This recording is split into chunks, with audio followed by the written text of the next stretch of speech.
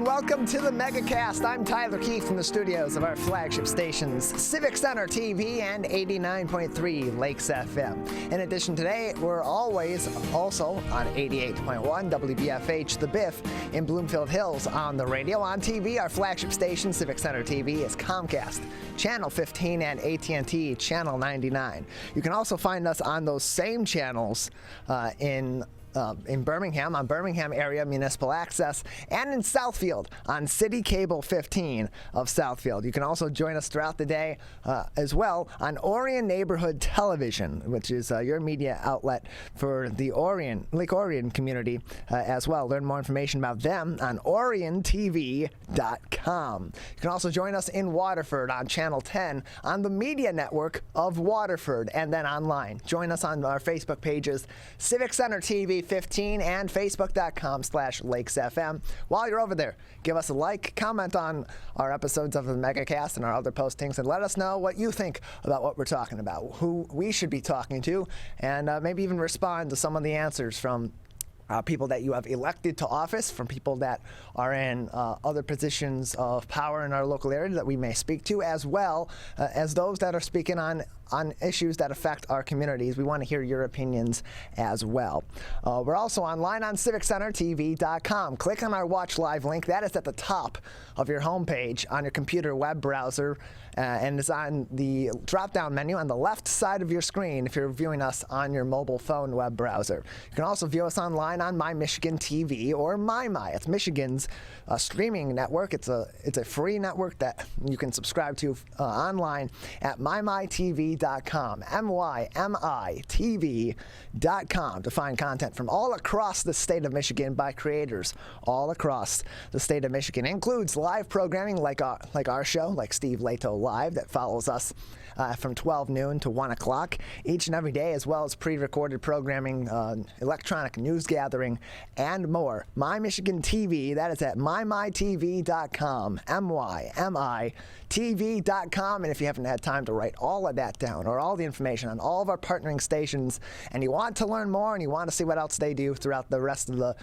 the day, Monday through Friday, and over the weekends when we're not live, go to our website, CivicCenterTV.com/Megacast. There you have links to each and every one of these other television, radio, and other media outlets, so that you can learn more information about all of these great community partners in the Oakland County area and across the state of Michigan. In addition to that, on CivicCenterTV.com/Megacast, that is where you'll find every single one of our episodes from all the way back in March of 2020 until today, and all of our full interviews as well. So you can watch them on your time. You don't always have to join us from 10 a.m. to 12 noon. Now, that being said, whenever you can join us for our live show, highly encourage you to do so. And while you're at it, go ahead and shoot us a comment on our Civic Center TV Facebook page and our Lakes FM Facebook page and those live streams, and maybe we'll ask some of your questions to those that are on our show each and every day. But if you can't join us for the full 2-hour show on any of our outlets, we highly encourage you to watch it on demand at CivicCenterTV.com/Megacast. And then right next to that is CivicCenterTV.com/Coronavirus. That is our coronavirus page, where we have information about COVID-19 from reliable, factual resources that include people on the front lines of this pandemic who are experts in medical fields, in epidemiology, in virology, who have been studying COVID-19 since it was first discovered, learning that new information about it, providing that new information to the public, and informing us on how we can best prevent the spread of COVID-19 and protect ourselves from the many adverse effects and severe effects that could potentially be had if you should be afflicted with the virus. We have links to the Centers for Disease Control and Prevention's webpage on COVID-19. Same thing with the Michigan Department of Health and Human Services and the Oakland County Health Division, so that you can consult with doctors, with epidemiologists, with virologists, with other researchers and experts in the local area and all across the state and the country about COVID-19. As you gather more information, they have done the research, you can gather that information and be assured that it is coming from reliable sources and knowledgeable sources, instead of from Uncle Tony and his Facebook page that he shares from mycovidfacts.gov.com/ slash anti-vax or whatever he gets that link from. It's not true. It's probably false. Facebook loves to let people just willy-nilly spread false information. Instead of going with that, go to our website, civiccentertv.com/coronavirus. We have all the links that you need for COVID-19 information, or at least it's a really good place to start. And then those websites, those pages from these great organizations, these accredited organizations, will be able to point you in the right direction to find more factual information,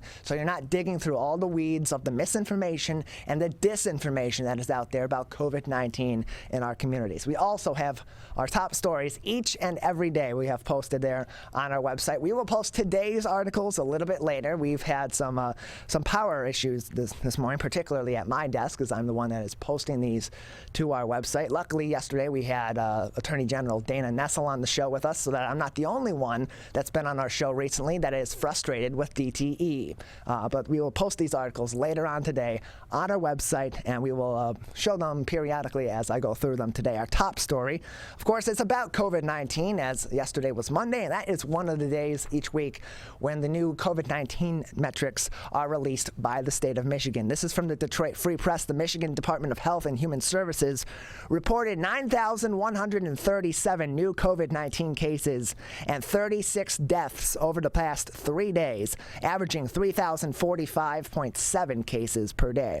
Of the 36 deaths, 18 were identified during a vital records review, which the department conducts 3 times weekly. Michigan now has a total of 1,064,557 confirmed cases and 21,349 confirmed deaths total since March of 2020, when the pandemic was declared here in Michigan. Michigan has had a positivity rate of 12.18% on Sunday, reporting that 3,451 of 28,333 diagnostic tests did result in a positive result. The state has a fatality rate of 2% among known cases, according to data from the state health department. Michigan reports 134,293 probable COVID-19 cases and 1,389 probable deaths. The probable cases combined with confirmed cases make up a total of 1,198,850 cases and 22,738 deaths since the beginning of the pandemic. The state also reported a total of 945,175 recovered cases total as of Friday. Recovered cases are defined by the state as the number of people with a confirmed COVID-19 diagnosis who are alive 30 days post-onset. That full article from the Detroit Free Press on our website, civiccentertv.com/coronavirus. Well, over the past several months, we've had a lot of discussion here and with a number of different guests, and have posted many articles about the work of the Michigan Independent Citizens Redistricting Commission and their struggles, their trip-ups, and some of their recoveries, as well as they go through the process of redistricting Michigan's congressional lines at the state and federal level. This article from Bridge, Michigan Magazine that will be posted on our website at civiccentertv.com/coronavirus this afternoon. Michigan congressional redistricting drafts are done, and in their opinion, few incumbents are safe. Michigan's redistricting panel agreed on Monday on 4 congressional maps that will be brought to a second round of public hearings scheduled to begin next week. Bridge, Michigan analyzed the drafts and concluded that, combined with the loss of 1 seat in Congress because of stagnant population, that from the U.S. Census results, Michigan's congressional districts likely will become far more competitive regardless of which map is adopted. Republicans and Democrats now have a 7-7 split, but most current districts are safe seats for both parties, resulting in few competitive races. The new drafts have several districts in which 8,000 or fewer votes separated Democrats and Republicans out of 775,000 voters. And perhaps most notably to voters, few incumbents are safe, as at least 8 representatives are now placed in districts with at least 1 other member. In some maps, U.S. Representatives Brenda Lawrence, a Democrat from Southfield, and 11, a Democrat from Bloomfield Township, are in the same district, as are Bill Huizenga, a Republican from Holland, Fred Upton, a Republican from St. Joseph, Lisa McClain, a Republican from Bruce Township, and Alyssa Slotkin, a Democrat from Holly, as well as John Molinar, Republican from Midland, and Dan Kildee, the Democrat from Flint Township.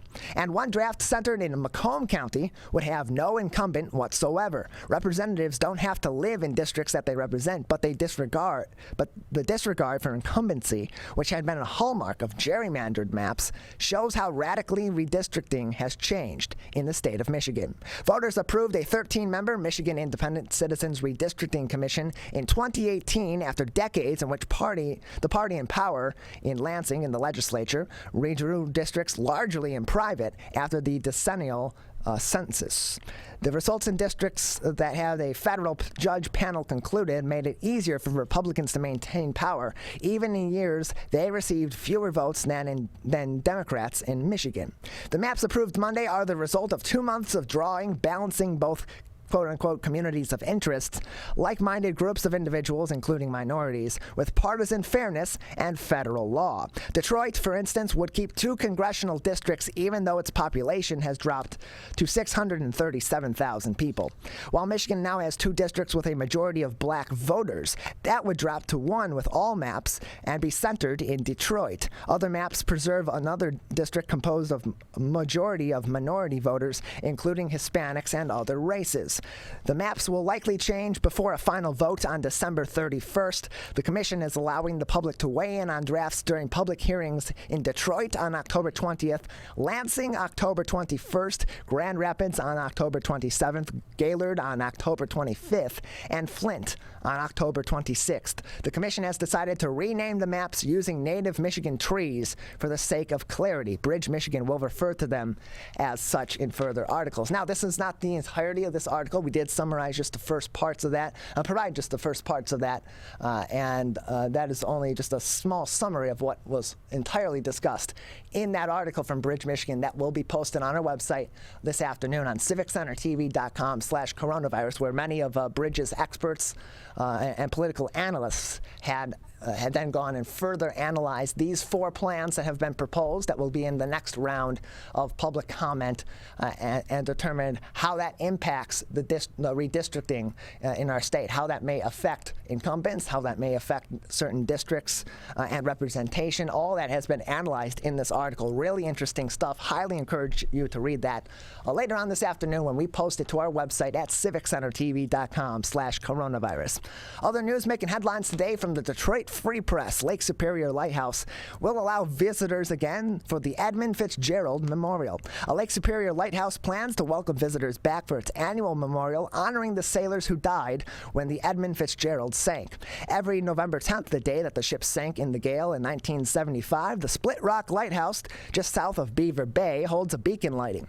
Lighthouse officials announced the names of all 29 sailors who perished as a bell tolls. Minnesota Public Radio reported on Sunday.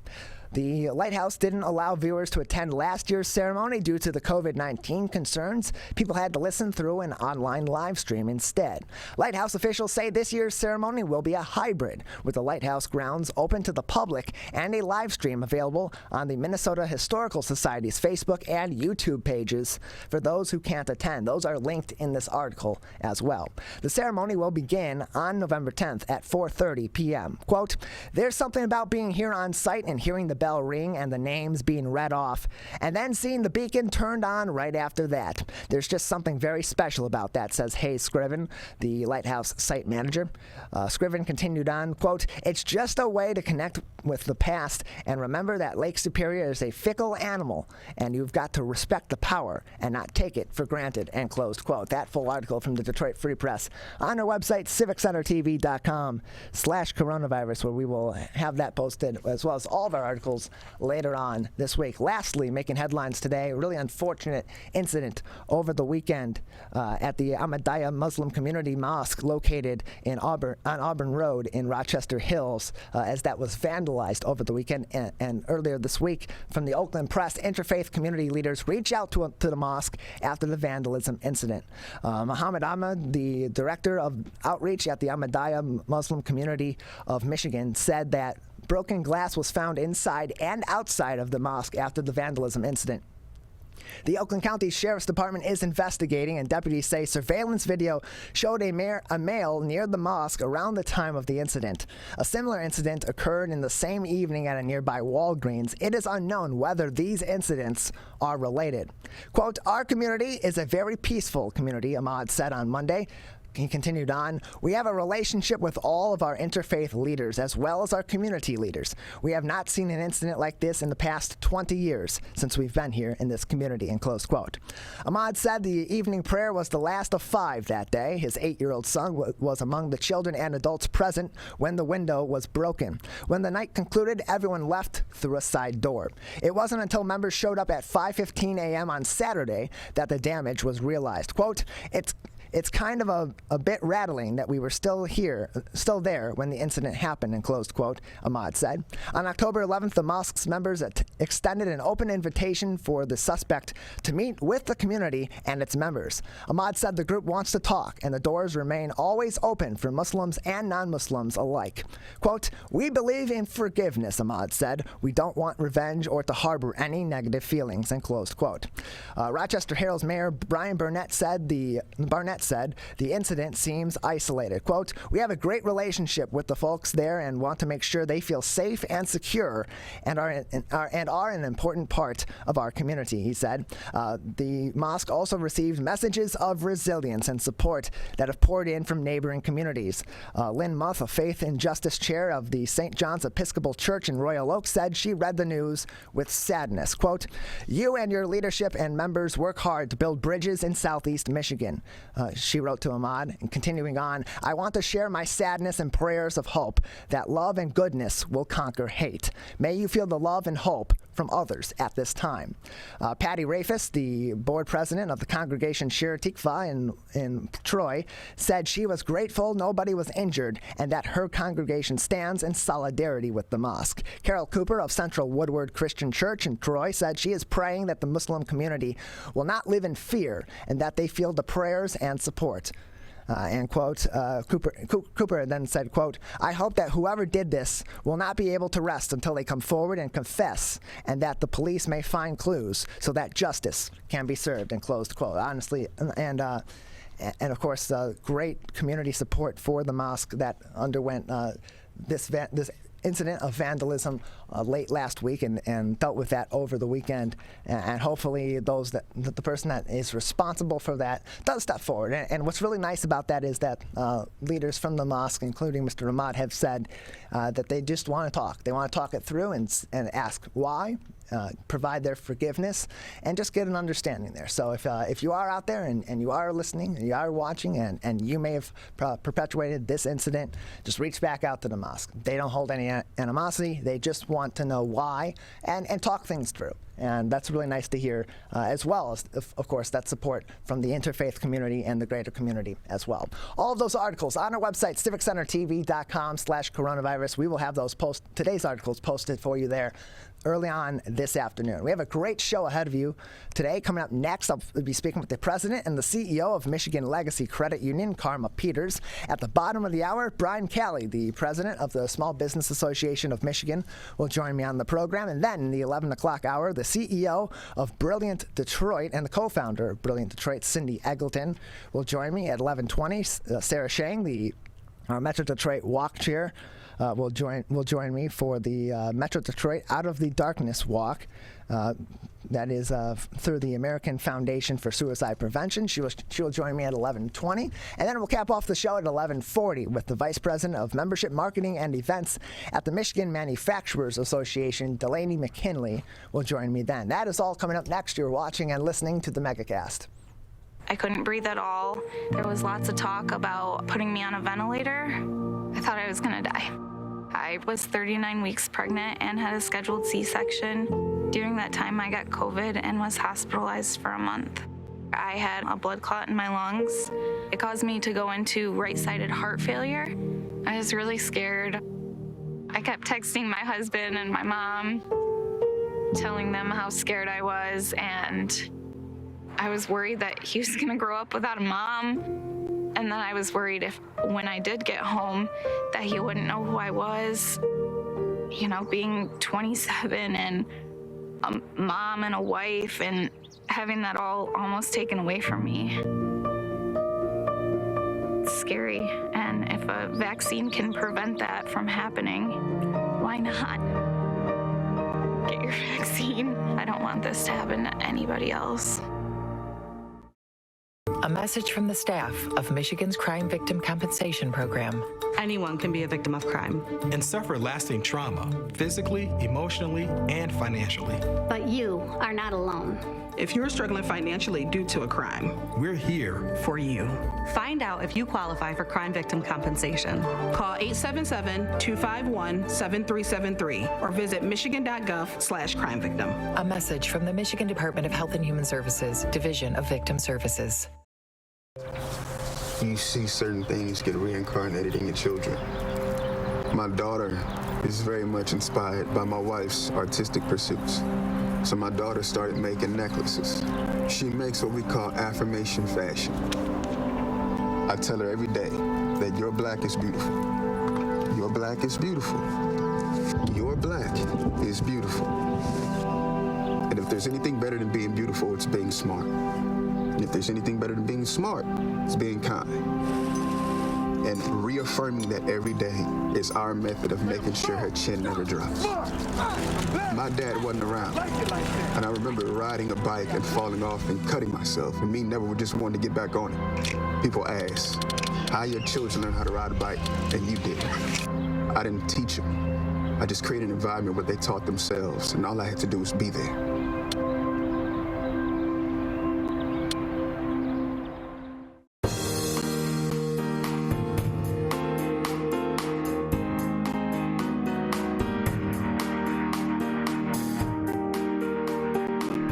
Welcome back to the Megacast. I'm Tyler Kieft alongside Calvin Brown, our studio producer and board operator, with us each and every day here in the studios, live from 10 a.m. to 12 noon here in West Bloomfield Township, where we broadcast out of each and every day. But we're also all across the state of Michigan on a number of different television, radio, and web outlets. Learn more about each of those locations as well as what they do in the other 22 hours of the day on Monday through Friday and all throughout the week as well by going to our website at civiccentertv.com/megacast, where you'll also be able to find all of our interviews from every single edition of the show, including today's interview. And we're pleased to be joined now by Karma Peters. She is the president and CEO of Michigan Legacy Credit Union, back with us once again on the Megacast. Karma, thanks for being with us today.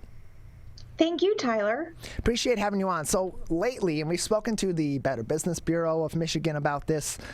We've spoken to a couple of certified financial planners about this and CPAs about this. We're seeing an increase in caregiver scams with some of our elderly residents here in the state of Michigan. And it's becoming a problem all across the state of Michigan. And what does your institution, Michigan Legacy Credit Union, what advice do you have for our elderly citizens that may be members of your credit union, of another credit union, or just in general to scope out what may be some of these caregiver scams and avoid falling victim to them?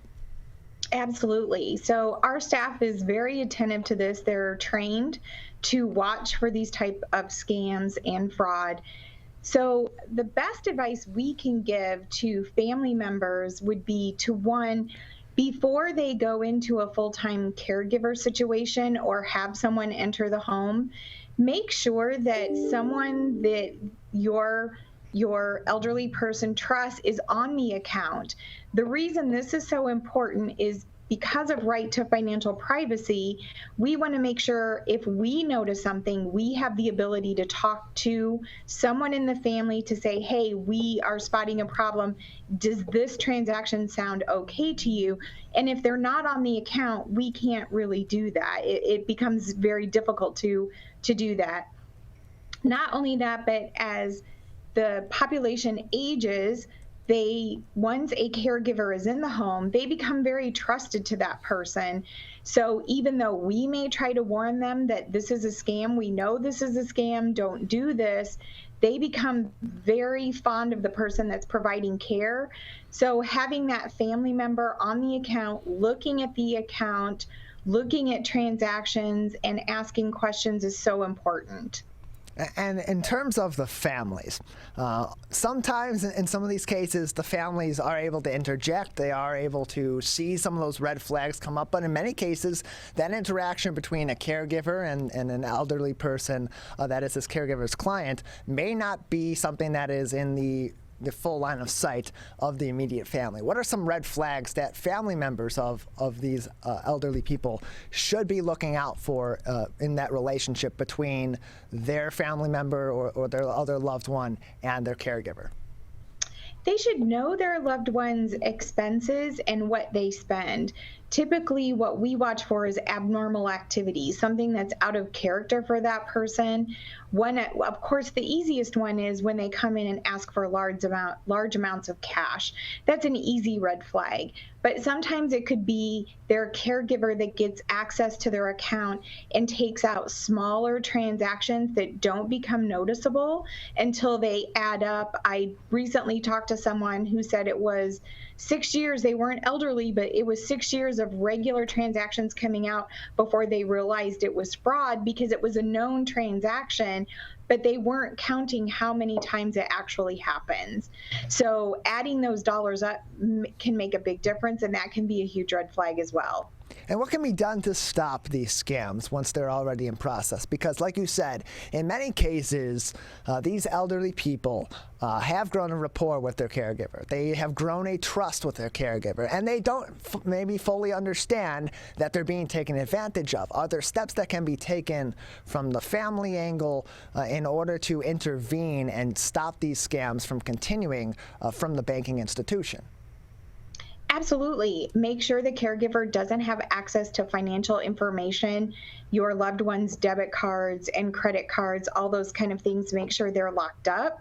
The other thing is, again, monitoring their account, looking for those things that seem out of normal, and being on the account so that we can call. One of the changes in legislation that just passed is that we can freeze an account if we become suspicious. Prior to that, that was very difficult to do without going to an attorney. Just because it's their account, we don't necessarily always have the right to say you can't have your money. But due to recent legislation, we do have the ability to freeze accounts when we suspect fraud or are concerned of a large fraud transaction. And so these issues with caregiver scams, they have parallels to other scams, but they also, these steps that you're taking to prevent them or to mitigate these scams and help your loved one or your family member, whoever it may be, out of this situation, it has parallels to other general banking steps that regular people and everyday people that are not in this situation should also be taking. One thing that I know you would like to speak about today, or other topics that you may speak about today, is maintaining good credit. And one thing that people maybe don't do enough or don't put enough focus into is to constantly monitoring their credit reports as often as they possibly can in order to identify those discrepancies, because identifying them early can be the difference in many cases between dealing with a significant identity theft or fraud issue or getting ahead of it beforehand and maybe shutting down whoever may be perpetrating that early on in the process by just overwhelming them early. Absolutely. You can go to freeannualcreditreport.com to get a copy of your credit report, and you can contact all three bureaus, being Equifax.com, Experian.com, and TransUnion.com. The other key is, one thing people don't think about is if you do have a family member that is using online banking to pay for things, accessing their passwords, making sure their email is secure, making sure they don't click on links.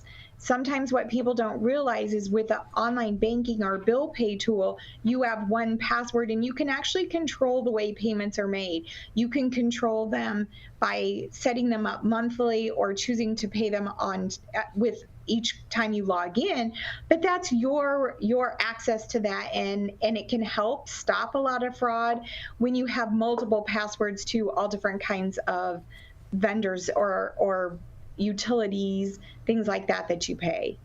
We're joined by Karma Peters. She is the president and CEO of Michigan Legacy Credit Union with us today on the Megacast. Learn more information and find out how you can get in contact with Karma and her team to ask any questions you may have by going to MichiganLegacyCU.org. MichiganLegacyCU.org to get in contact with Michigan Legacy Credit Union. And Karma, your organization is going through some changes as well, kind of refacing how you go about operations at each of your branches. Care to tell us a little bit about some of those changes and how that may ease the process of banking at Michigan Legacy Credit Union for those members? Absolutely, Tyler. Thank you. We started analyzing business and transactions and traffic quite a few years ago with our board of directors. And everybody, I think, recognizes that transactions in lobbies are going down and electronic transactions are going up.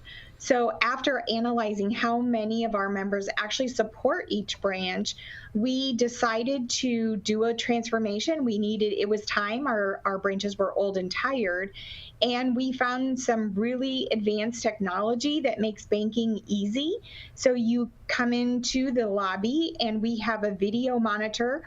You can go to the expert, so the person that's going to provide you the most accurate information, regardless of what topic you come in for. If you are looking for a mortgage loan, if you need information on any of your cards, just general information, or help making payments.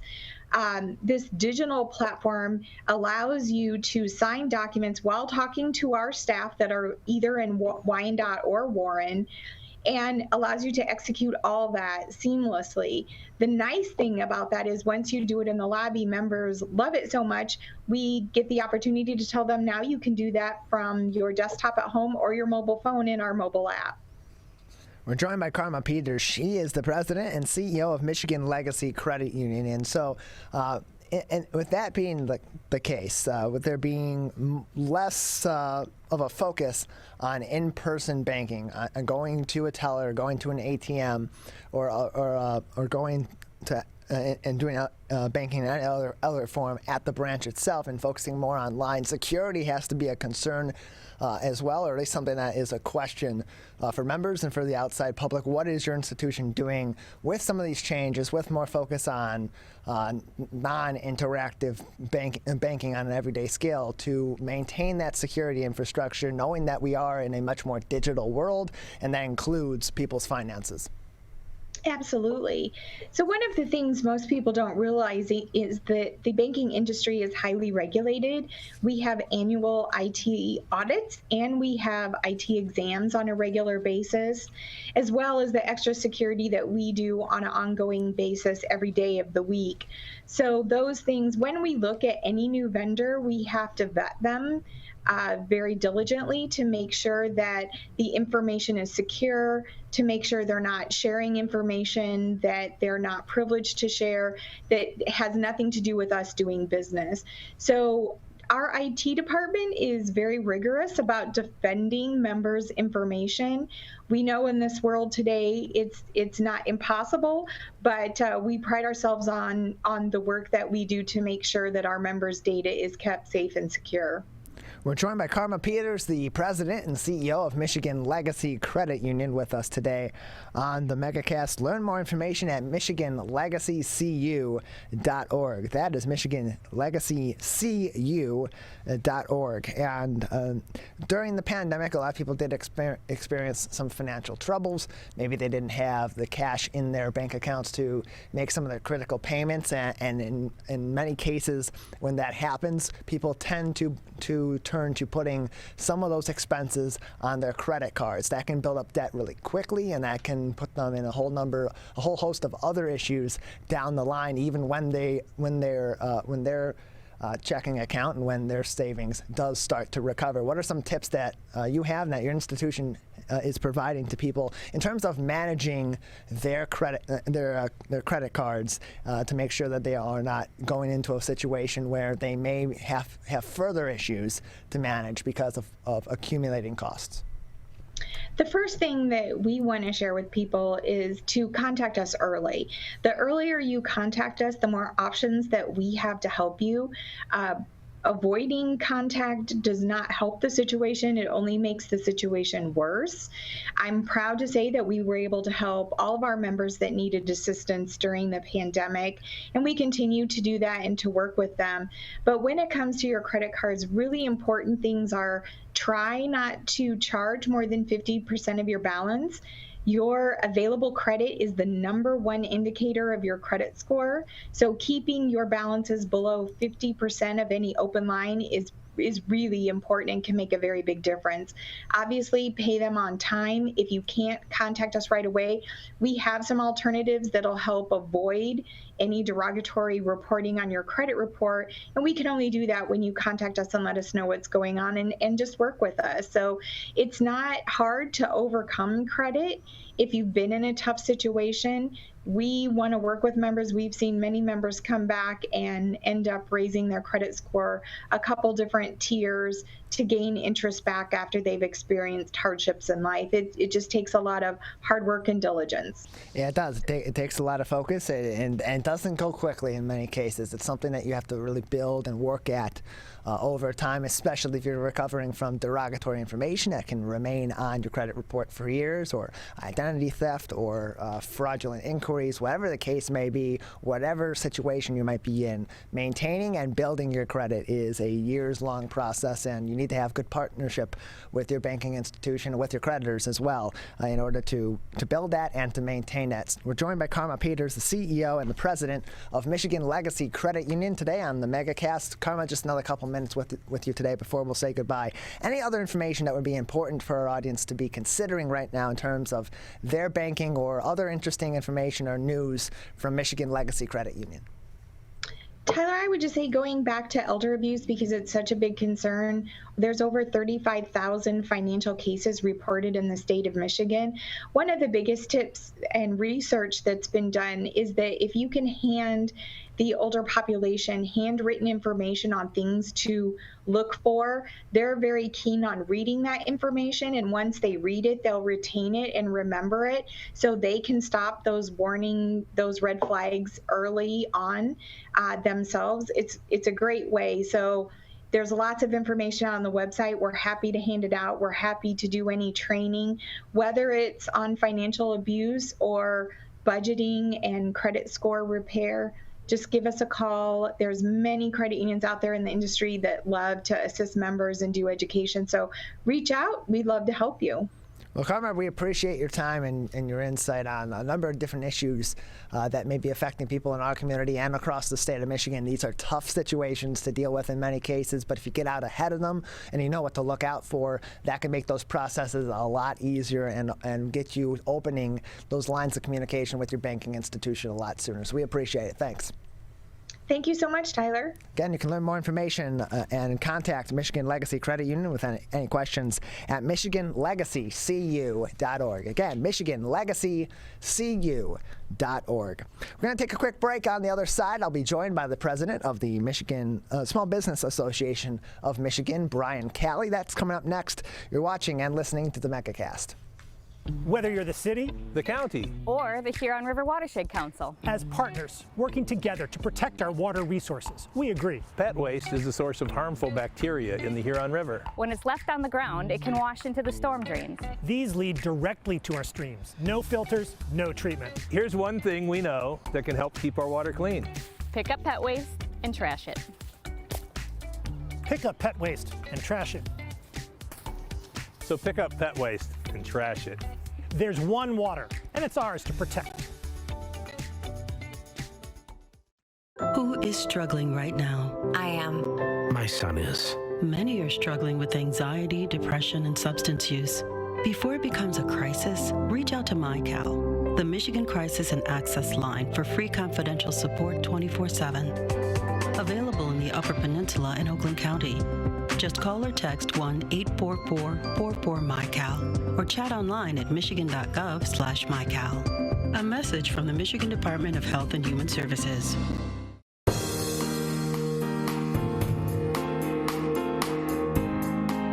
We're pleased to to be joined once again by the president of the Small Business Association of Michigan, Brian Kelly, to talk about the continued efforts of our small business community here in the Great Lakes State to recover from the pandemic and continue to shoulder the burden of an ongoing pandemic. Brian, thanks for being with us today. Thanks, Tyler. Great to be with you again. Thanks for having me. Glad to have you. So recently, WILX in Lansing had reported that according to a new survey, while wages and staffing levels have begun to increase once again back toward more normal levels, rising costs and staffing issues continue to be the top threats that businesses in our state are facing.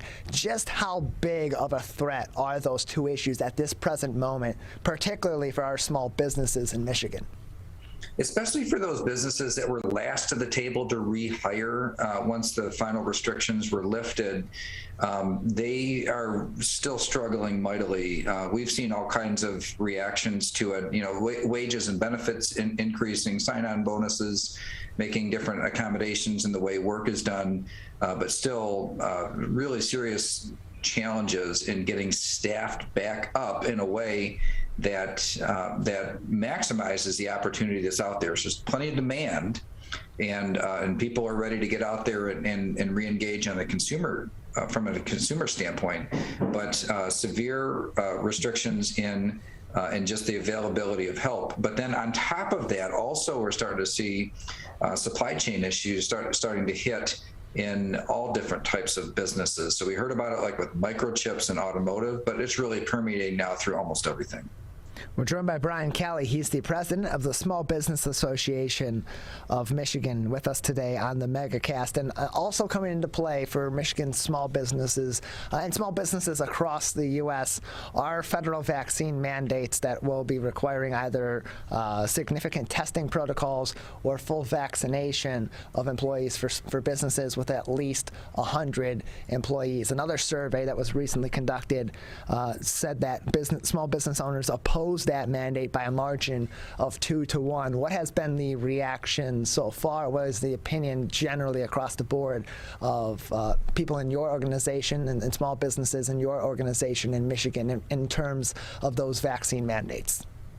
Now, most of our members have fewer than 100 employees, but I think it's important to keep in mind that it also applies to federal contractors, regardless of size, and also anybody who receives Medicaid or Medicare dollars. And so there are a lot of smaller companies that will fall under the mandate. I'll say, generally speaking, anytime the government gets between the employer and the employee in the hiring decisions and firing decisions, it is not received well from small business owners. So I think there's apprehension about asking them about medical issues, how you store information, what you're supposed to verify, what the lawful exceptions are, all the questions about testing, and it's not like you can get a test back right away. The over-the-counter more instant tests are not available in the type of way that they would need to be with such a wide mandate. So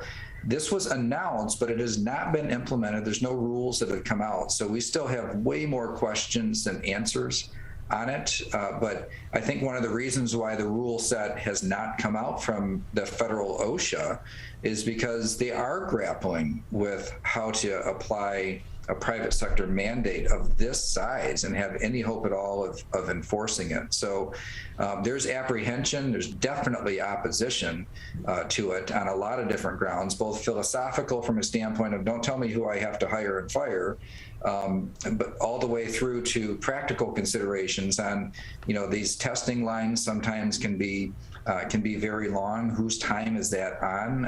Can a person get a test and if it takes a couple days to come back?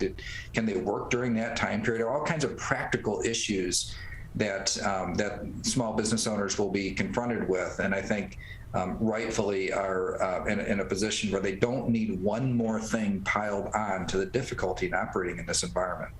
Yeah, practicality and logistics of enforcing or enacting these vaccine mandates in the workplace would be tough, because on top of arranging those testing protocols, should there be a situation where many of your employees in these small businesses, or most or all of your employees in the small business are not willing to get the vaccine, that can be very timely. That can be very costly in terms of materials. Will there be any support there? And then on top of that, in situations where people are willing to get vaccinated, how soon does that requirement need to go into place? Because that doesn't take a simple flip of the switch where all of a sudden you're vaccinated, unless you're getting the Johnson & Johnson vaccine and you wait through that simple gestation period there.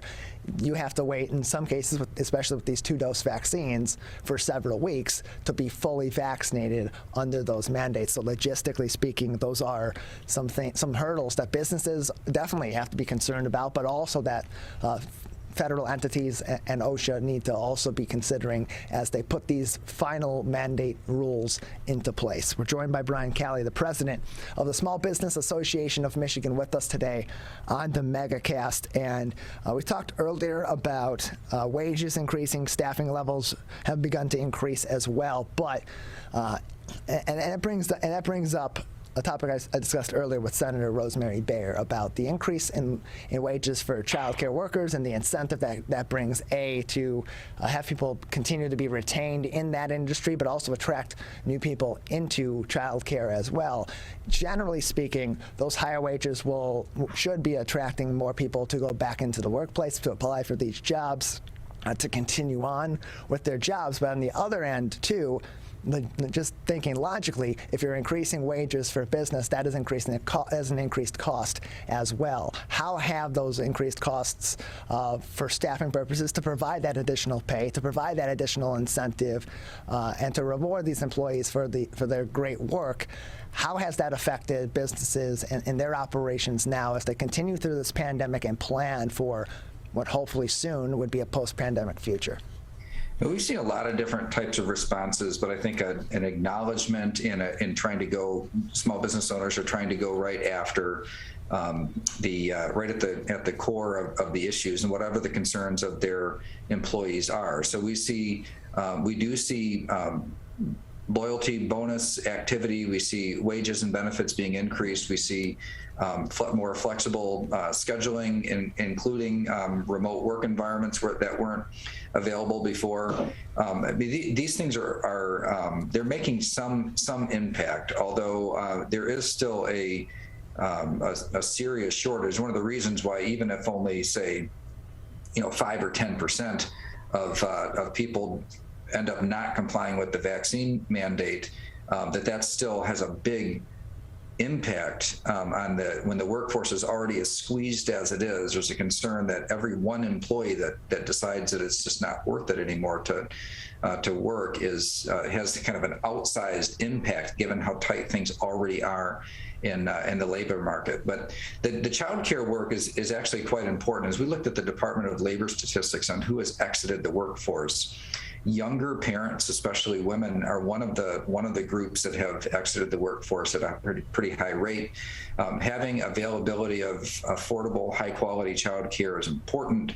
There are several facets to it. To the extent that somebody is receiving a government subsidy, the reimbursement rates to the providers need to be in line with what is in the market, or else that help is not going to produce outcomes that inspire people to get back into the workforce. But also the income thresholds for who can get help needed to increase as well. I think they moved them up to 185% of poverty, which is pretty important. It gets at it gets to families that are making between $40,000 and $50,000 a year. Often that's a spot where there's tremendous difficulty in covering the cost of childcare. But you don't qualify for much at that income level, and so making that change, I think, is going to make a big difference. So reimbursement rates to providers and increasing the income threshold where somebody could get some help will have some impact as well. It's a multifaceted issue, and getting the workforce built back up needs to be approached from a lot of different directions. So those are a couple of ways that I think there'll be some incremental progress made. But ultimately, overarching, I think that we definitely need the federal government to start normalizing their activities and stop spending and putting inflationary pressures into the system at a time, or acting like we're still at the bottom of the depression or the recession from the pandemic, and start managing and governing more like we have an economy that has a lot of demands and a lot of opportunity, and our fiscal policies need to start behaving that way. We're joined by Brian Calley. He is the president of the Small Business Association of Michigan, joining us today on the Megacast. And Brian, you were also selected recently as one of the co-chairs of the Protect Michigan Commission to help educate the people of Michigan on the COVID-19 vaccine. How are we doing across the board at the state level of providing that education to people? Because we still have very much been experiencing a lull in getting people to be vaccinated against COVID-19. We've obviously seen a severe rise in cases of the Delta variant of COVID-19 in the state of Michigan in the last month or two as well. What are your thoughts on the education efforts as it stands right now, and what more do we need to do to provide that education on the vaccines that are available to the people of our state? At this point, it's really inching forward. I mean, the low-hanging fruit, people that just really, really wanted the vaccine or were very, had very kind of persuadable items, they just needed some questions answered, and then we're ready to go. All of those people are vaccinated. When an older income or older age groups, there's a pretty good or pretty high vaccination rate. That's good because it's the population that's most at risk for severe outcomes. But but Michigan really is a little bit below average in terms of the overall vaccination rate in our state, and there's starting to be quite a disparity between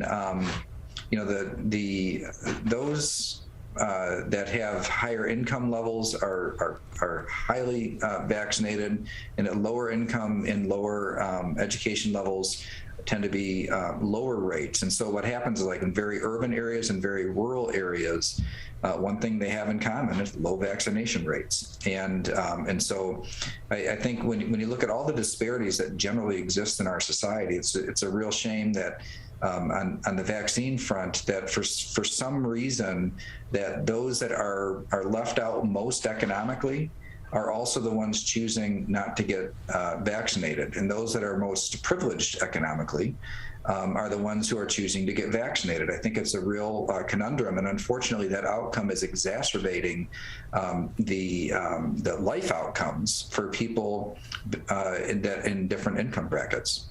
We're joined by Brian Calley. He's the president of the Small Business Association of Michigan, with us on the Megacast today. And Brian, just another couple minutes with you before we'll say goodbye today. Anything else right now that's really important for our audience to know across the state about the state of our small businesses, what we can do to provide more for them, or what is available for people in the small business community to help them continue to recover and to weather this pandemic and the crisis that we're in? Our biggest threats right now, they are coming from our federal government, unfortunately.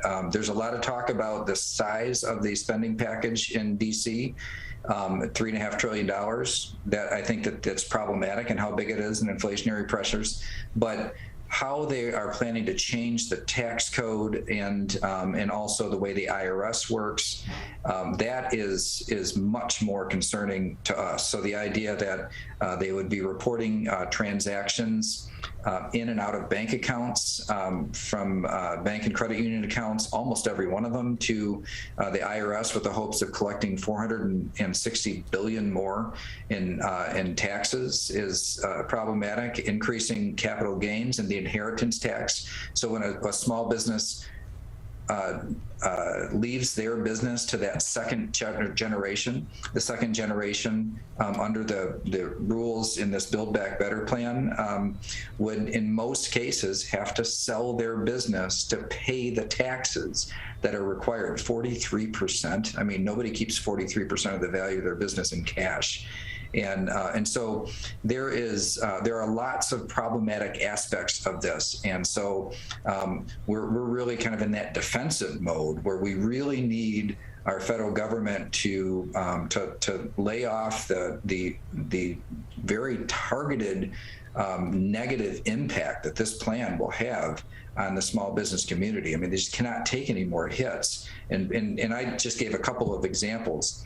There are a bunch of other examples in this too that really go after small businesses. They keep on saying the wealthy, but keep in mind that small business owners have pass-through tax entities. So the business income, whether even though the income stays in the business and usually reinvested in growing and paying employees and that sort of thing, but it flows through and it shows on the personal tax return. Those people are called wealthy all the time, and they are not. And but this tax code would really hit small business owners in a big way, and so we're hopeful that they can lay off those items and just kind of normalize the federal government activities so that prices and inflation will settle down, our supply chain can get back on track, get out of the way of entrepreneurs, and they are going to be successful.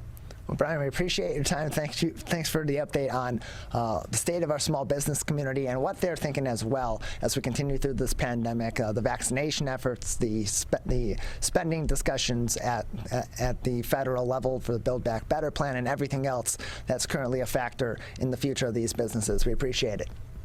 I couldn't breathe at all. There was lots of talk about putting me on a ventilator. I thought I was going to die.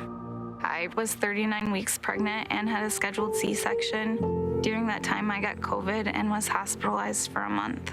I had a blood clot in my lungs. It caused me to go into right-sided heart failure. I was really scared. I kept texting my husband and my mom, telling them how scared I was, and I was worried that he was gonna grow up without a mom. And then I was worried if, when I did get home, that he wouldn't know who I was. You know, being 27 and a mom and a wife and having that all almost taken away from me. It's scary. And if a vaccine can prevent that from happening, why not? Get your vaccine. I don't want this to happen to anybody else. Motorcyclists are hard to see. To keep everyone safer, it's important to always look for them and know where most crashes occur. 84% of motorcycle and vehicle crashes happen on streets, not highways. And most crashes with motorcyclists occur when vehicle drivers are turning left. So before turning, especially to the left, make sure you look for motorcyclists. Then look again. It could save a life.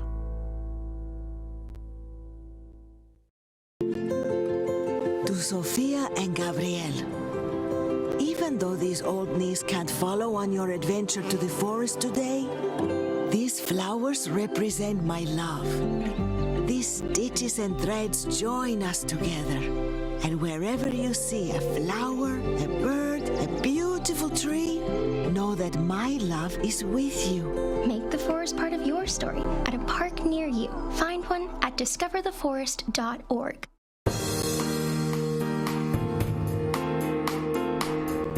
Welcome back to the Megacast. I'm Tyler Keefe here in our studios in West Bloomfield Township, where we broadcast on our flagship stations, Civic Center TV, and on your radio homes for the Megacast. 89.3 WBLD, Orchard Lake, West Bloomfield, Gego Harbor, Sylvan Lake, and 88.1 WBFH, Bloomfield Hills. Find out more about each and every one of our partnering television, radio, and other media outlets that join us during our live shows and throughout the day for replays by going to our website at civiccentertv.com/megacast. There you can also find each and every one of our full episodes and the individual interviews from each of those episodes on demand, so you can watch them on your time. If you're not able to tune in, or if you have to leave in the middle of one interview or another, you can always catch all of this at our website, civiccentertv.com/megacast. We're pleased to be joined once again by the co-founder and the CEO of Brilliant Detroit, Cindy Eggleton, joining us today to talk about the organization's continued excellent work providing for the children of our local community. Cindy, thanks for being back with us. It's such a pleasure. Thanks for having me. Appreciate having you on as we continue to put a lot of focus on the education of our kids as the pandemic continues on, as we've grown greater understanding of just what goes in to educating our kids in the modern age, and especially during a crisis like this. And some striking numbers recently. Only 15.1% of Detroit children are reading at grade level by third grade. That's obviously a very big concern. Brilliant Detroit and over 100 of its partners are doing great work and have been able to raise the reading levels for children by 2 grades in just a little bit over a year through some of these programs. Tell us a little bit about what some of these programs are, who they're being provided to, and just what impact they are having to be able to raise these kids' grade level reading by such a staggering rate in a short period of time. Yeah, so I just want to say this is an area that we really step into fully. So we have a number of efforts, and there are a couple in particular that we need some help with, okay? And so really a lot of what we do is to work with partners and do one-on-one tutoring. That is how we've been able to raise the grade levels the way that we have, because there's something really magical about having a relationship and a curriculum together. And so we have been doing one-on-one tutoring, but we are also introducing, coming up here soon, a new program which is called Experience Core. And Experience Core matches up somebody who's over 50 with a child. And so you're really getting an intergenerational approach. It is a highly evidence-based program, and this is the first time it will be in Detroit. And in Detroit, we want to do as much as possible to assure that kids are reading at grade level by third grade, because you read to learn up until third grade, and then you're reading to learn after third grade. So it is a critically important milestone. And with 15.1% of kids reading at grade level by third grade, we are one of the worst in the nation. And we aim to change that totally. And I think we can change it with the support of volunteers and really clear evidence-based programs. We're joined by Cindy Eggleton. She's the co-founder and CEO of Brilliant Detroit, joining us on the Megacast today. Brilliant Detroit, their mission, as is reported from their website, is dedicated to building kid success, families and neighborhoods where families with children 0 to 8 have what they need to be school-ready, healthy, and stable. They do this by providing proven programming and support year-round out of Brilliant Detroit homes in high-need neighborhoods. And so, Cindy, I know we've talked about this before, but it's good to provide some context for people that are just tuning into this and are hearing about the efforts to raise those numbers from 15.1% of children in Detroit being able to read on time at grade level in third grade. What are some of those programs that are available in these communities of high need that are helping these families provide the greater education that they need to their children, and to help raise these children's education levels that maybe they're not able to get in school, or because of other circumstances in their life that are impeding their education? Yeah, so we work with a lot of different programs that we bring based on where the family and the kids are. Those programs actually start at what I'd call 0 to actually help children and families learn how to be readers in the first place and love reading. That's a Raising a Reader, which is a national program that we are the affiliate for in Detroit. We also have programs which we work with other partners for, which pair a tutor along with a student, one-on-one tutoring, that those have some of the most progress to work with kids. There's 2 things that happen with that. One is you build a really clear relationship with the child both ways. I will tell you that our tutors feel like this is the most important thing for them, and we simply cannot do enough of that. And that's why we're adding Experience Core into our set of programs. We have about 9 dedicated solely to building either a love of reading or reading level into children's lives. So Experience Core, again, pairs somebody who's over 50 with a child. So you really have that intergenerational relationship happening. It's got a ton of evidence behind it. And it's actually a national program coming to Detroit. We do this out of 12 locations in Detroit. We aim to get to 24 by 2024. When we do that, here's the good news. we can change population level change. So that means that the statistic of 15.1 will not be the statistic any longer. And so we are highly focused on doing this going forward. So we're joined by Cindy Eggleton. She's the co-founder and the CEO of Brilliant Detroit. And these are really great programs that are helping a lot of kids and helping a lot of families in a really unfortunate situation that in most of these cases is to, and really in all of these cases, is to no fault of their own. These are inequities that have been present in our education systems for decades, that have continued to grow those inequities over the course of time and have really gone under a microscope over the past year or two that we've been dealing with this crisis, particularly because of the staggering changes that occurred when we all were going into those lockdowns and going into quarantine situations and not being in school and having to have our kids learn virtually. And one of those great dividing lines was the technology gap, which is extreme in many cases. What are some of these remaining inequities that need to be addressed so that not only that programs like yours aren't as necessary maybe in these communities, but even beyond that, so that when these programs are enacted in communities, these are those last-ditch stopgaps that help to raise the general population of children in these communities of need to the highest level they can be at, instead of a catch-up measure that's getting them to the level that they should be at the most basic level. Yeah, you're hitting it, and it is through no fault of anybody's. Yeah. I will say that for most parents or all parents that I have ever met, they all want what's best for their children. There have been years of disinvestment in many urban neighborhoods and cities. Detroit is no different, where there have been housing crises, there's a large amount of poverty due to inequities in hiring, et cetera, and the school system hasn't been what it should be. We really should never have this kind of need in any community, because you know what? Literacy is a right, I believe, and it is the most equitable way to assure that generation to generation, we don't have inequities going forward. I think you're naming a couple of the really big things that are important here. One is we certainly need to do the wraparound support, and we certainly need to have these programs. We also need to make sure that the schools are providing everything that they can provide, and that literacy is at the forefront of that.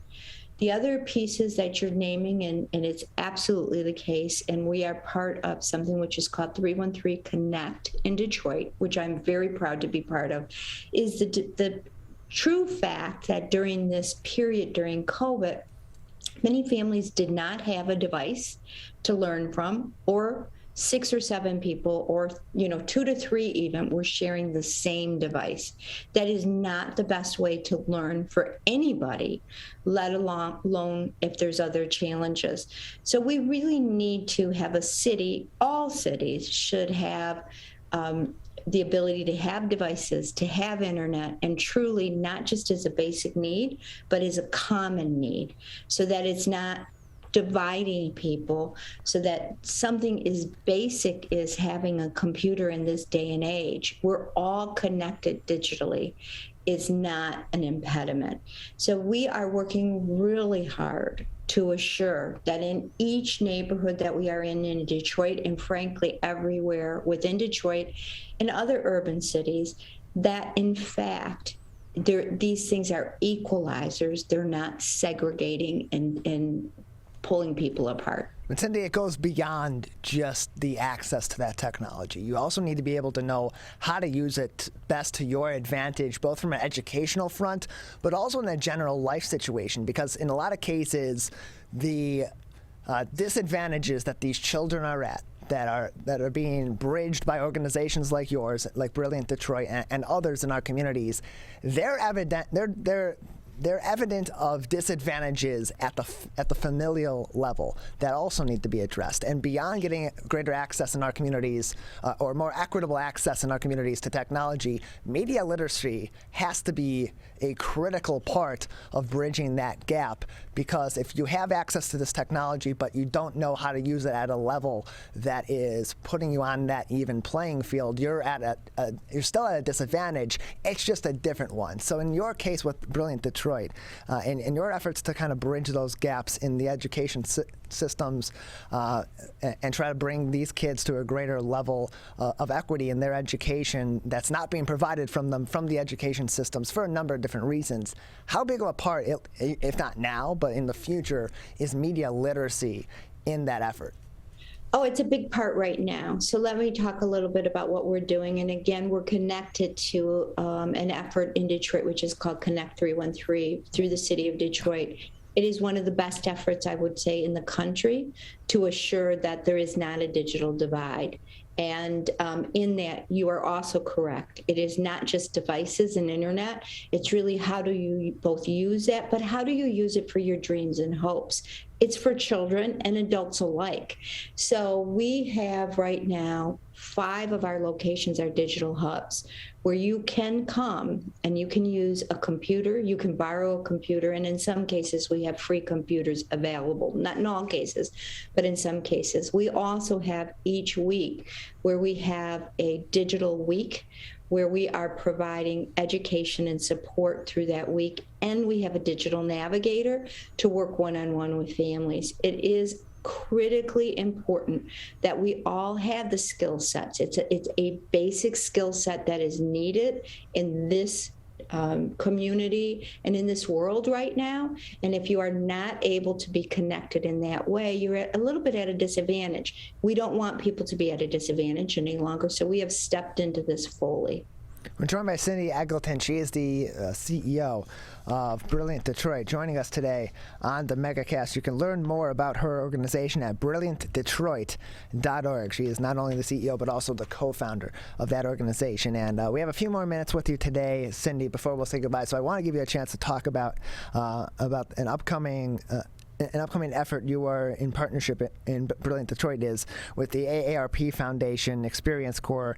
You're seeking some volunteers for that program. First, tell us a little bit about what that program is, when it's going to go into effect, and then after that, what you need in order to have that program put its best foot forward.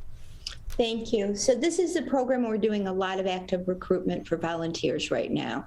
And basically, it is a program and effort through AARP, which is called Experience Corps, which pairs a tutor that is over 50 with a child.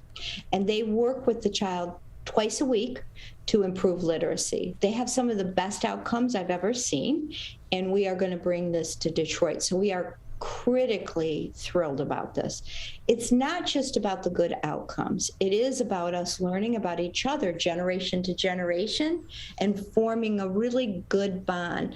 So individuals that are volunteering that might be over 50, which would include me, clearly, you have a sense of purpose. It's something that you can really get behind.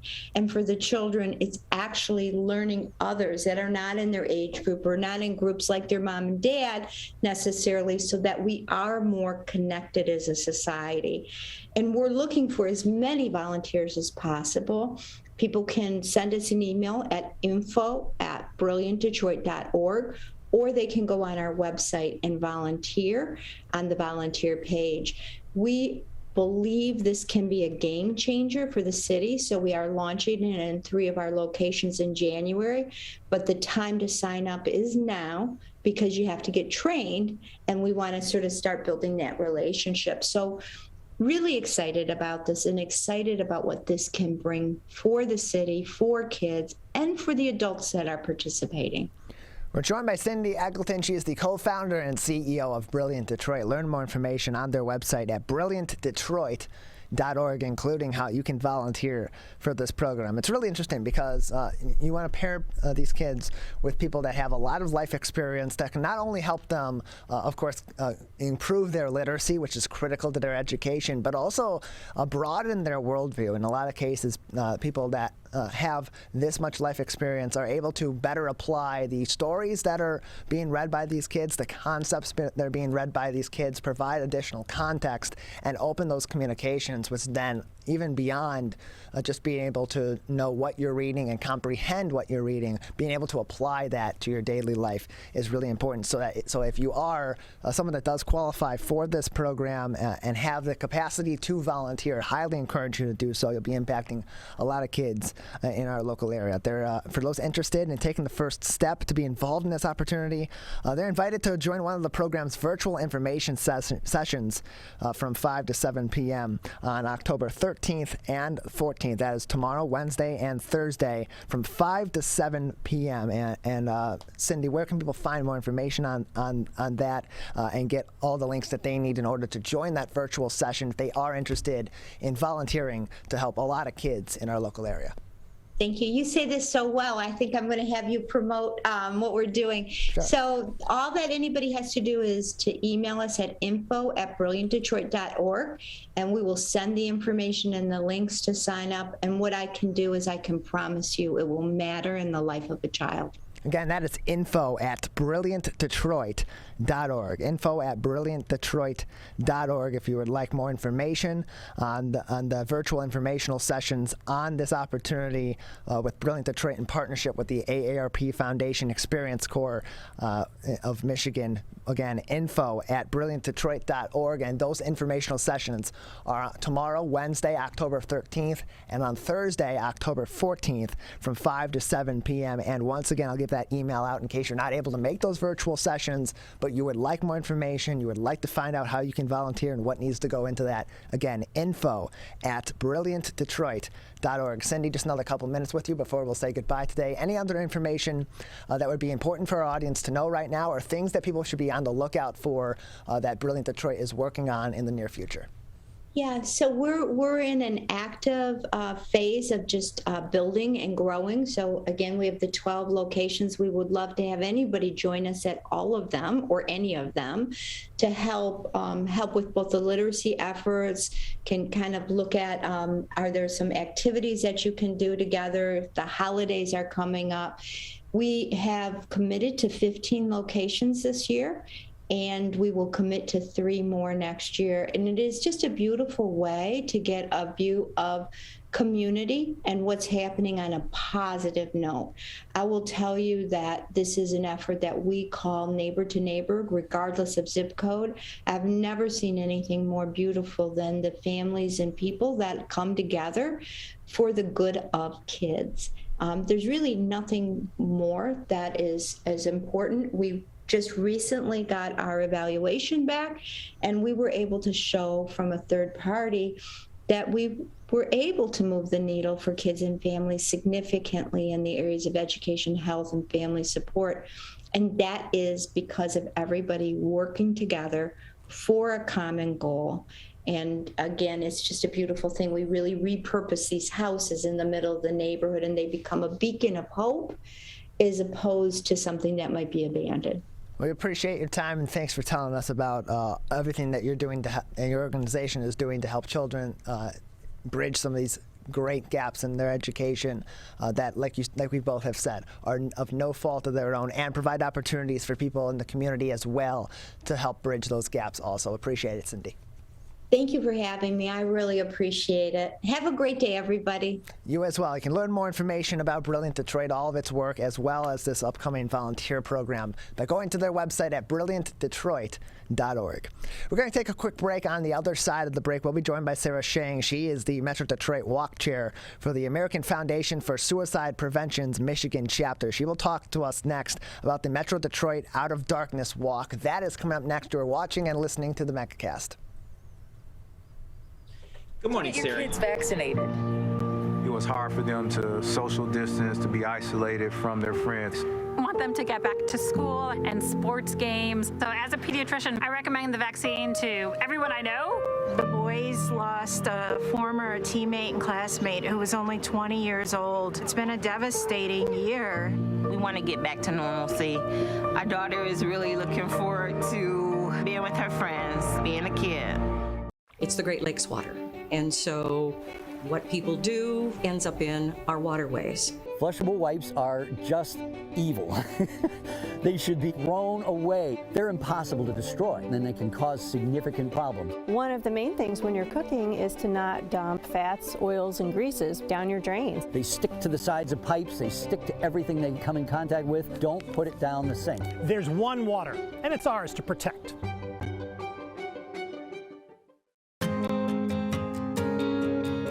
When times get dark, we can't see the help that's all around us. When you don't know where to turn, let 211 be your guiding light.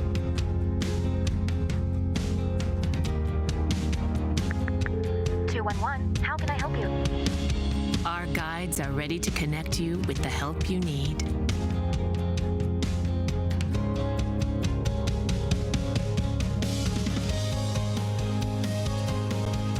For help with food, healthcare, mental health, and other resources, call 211 or visit 211.org. 211. Get connected, get help. We may come from different organizations, but we work together to protect the Huron River for everyone. Neighborhood storm drains carry water directly to local creeks and streams. No filters, no treatment. Storm drains also help reduce street flooding when it rains. So clearing storm drains and the areas nearby of trash and leaves helps keep them for rain only. It is easy to do your part by adopting a storm drain. Find a storm drain, check it, and clear it every month. So keep storm drains for rain only. There's one water, and it's ours to protect.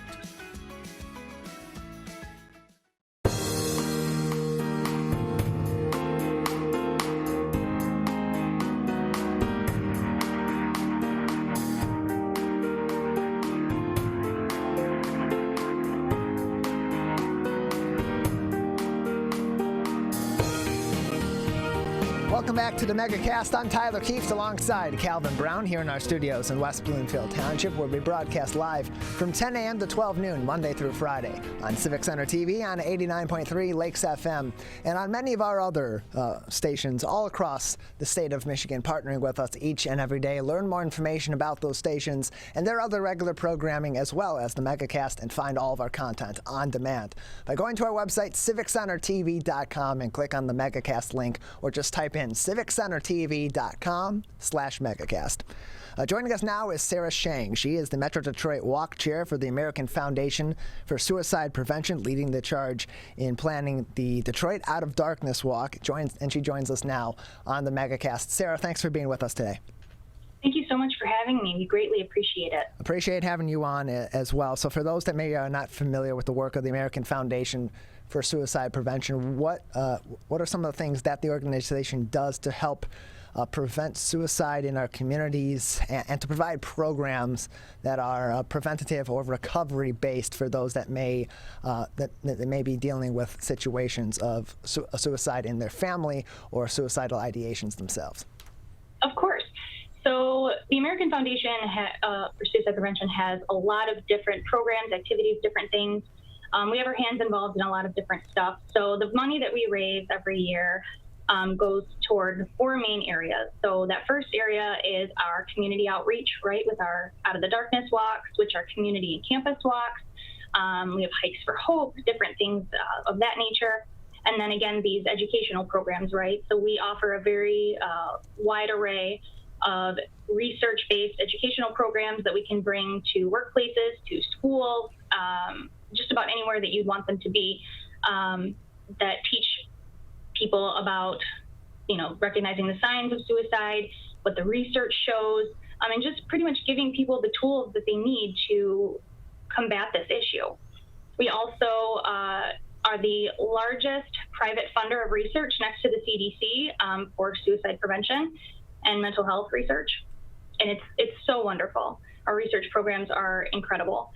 And then we also have our advocacy programs, in which at the national, state, and local levels, we go and lobby for mental health legislation and suicide prevention legislation.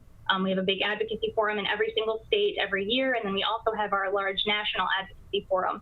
So we have a lot of different things going on at any given time. We're joined by Sarah Schang. She is the Metro Detroit Walk Chair for the American Foundation for Suicide Prevention's Detroit Out of Darkness Walk. And she joins us now on the Megacast. That walk is on October 16th in downtown Ferndale. Registration is at 8 a.m. The walk is from 10 a.m. until 12:30. So that's a rather long event. So tell us a little bit about what will be happening at that 2.5-hour long event there on October 16th in downtown Ferndale, what people may be experiencing and how this event will benefit your organization. Of course. So again, these events are designed to do a couple of different things, right? So it's designed to build this sense of community and impactfulness and knowing that you are not alone in your struggles or your loss. If you have lost someone to suicide or you struggle yourself, again, with these ideations, and there's a lot of different things going on. These walks are also, again, they raise money to help fund the various programs and the various research and advocacy and all these other different things that we do. So we say registration opens at 8 a.m. Registration can happen online before that, and you don't necessarily have to get there at 8 a.m. So there's the online option, but then there's also the walk-up option, which again opens at 8 a.m. Starting at 8 a.m., however, we will have a variety of different activities. So it's not just a walk. It's an event with a lot of meaningful, different, impactful areas. So there's an area for kids, there's an area for crafts. We also have a memory area, which allows survivors of loss to share photos of their loved ones and talk about why they walk. And then we also have our hope area in which participants and attendees can leave their little messages of hope. It's actually really cool. We have a big wooden hope, like the words hope, for people to come up with markers and write their messages of hope on it. It's so great. We have different photos. We will also be having live music by the Stone Temple Pilots lead singer, Jeff Goot. He will be aiding us in our opening ceremony, which starts at 10. And then we also have Amy Andrews from Fox 2 Detroit, who will be emceeing the event for us. It's so great. And it's very impactful. A lot of people tend to hear the word suicide prevention walk and think it's this sad thing, and it's really not. It is one of the most uplifting, impactful events I've ever been to, I've ever attended. It really is, again, this feeling that you are not alone in your struggles, in your loss, and in whatever way that you are connected to this cause. You can learn more information about the work of the American Foundation for Suicide Prevention by visiting their website at ASFP.org. That is ASFP.org. And again, that walk is in downtown Ferndale from 10 a.m. until 12:30. You can learn more information and register either on site there at 8 a.m. on the day of the event or by sending an email to metrodetroit at AFSP.org. Again, that is metrodetroit at AFSP.org. And Sarah, I'd like to talk more about some of the preventative programs that are available for people that may be struggling right now or that may be having suicidal ideations. What are some of those helpful resources that are available not only to people that may be experiencing these ideations or be struggling with their mental health at this moment in time through your organization, but also for families that are helping their loved ones through these situations or after these situations as well? Absolutely. So again, like I said earlier, we offer a variety of different educational programs. So we have our most generic program that we deliver the most often. It's called Talk Saves Lives. And it essentially shows participants teaches them about suicide, but also teaches them about how to approach somebody, how to have, we call it a hashtag real convo, have a real conversation, right? How to talk about it with your loved ones or your family members or anyone that you may think may be having these suicidal thoughts or ideations or any type of mental health struggle. And we have different variations of that. So we have one that is geared towards the LGBTQ community. We also have a guns and firearms safety module. We also have a module for seniors. And then we also have a program geared towards middle school and high school. It is called More Than Sad. There is a teacher module, a parent module, and the module then for the students. And it's taught in those 3 parts, so that everybody has those resources to get to be able to have these discussions with these students and things like that. Then we also have a new program that the American Foundation of Suicide Prevention just rolled out, and it's Gizmo's Prevention. Oh gosh, I can't remember the exact name, but it's Gizmo for Prevention, which is essentially geared toward elementary school students. And he's a little puppy, and he's adorable. And it's a book, it's a read along that's again research based, that can give these young kids kind of these how to talk about and how to express how you're feeling about your own mental health in a way that makes sense to them at that age group. So as far as direct services, we do not offer direct services because we are research and health-based. So we oftentimes we help facilitate support groups, which a list of those can be found on the ASFP website as well. And then we also refer people out to organizations that we often partner with. We send people off a lot of times to like Common Ground or other organizations that we know of. And then also there's also always the Lifeline, the National Suicide Lifeline. We're joined by Sarah Schang. She is the Metro Detroit Walk Chair for the American Foundation for Suicide Prevention's Detroit Out of Darkness Walk. That walk again on Saturday, October 16th from 10 a.m. until 12:30 in downtown Ferndale. You can register on site at 8 a.m. the day of the event or by contacting Sarah and her team at metrodetroit@afsp.org. That is metrodetroit@afsp.org. And in terms of these programs going into the school community, it's being provided to teachers, being provided to students, and to the general community. When should these conversations really start? Because on the one hand, you can have these conversations in times of tragedy and in times of recovery. But at the same time, you want to also have these conversations beforehand as a preventative measure to let people know that there are resources out there, that they have outlets to speak to, whether it be the national hotline or text line or others in their community. When should these conversations really start with, particularly with kids and with families as well? Because in some cases, the earlier these conversations are had, the better access people have to resources and know how to utilize those resources, and that can save a lot of lives. Absolutely. So I think that, we at AFSP are all about have the conversation now. There's no time like the present, I suppose. Because you don't want to get into, you don't want to have to do it out of grief or, coming out of a survivorship. That's not the most ideal way to do it. And so, the best time for these conversations to happen is when people think it is the best, I suppose, is the best way. I guess I could answer that. And we bring these programs free of charge to anybody who wants them. They can submit a program request on our chapter page if this is something they'd be interested in bringing to their school, their workplace, PTA group, whichever, it doesn't matter.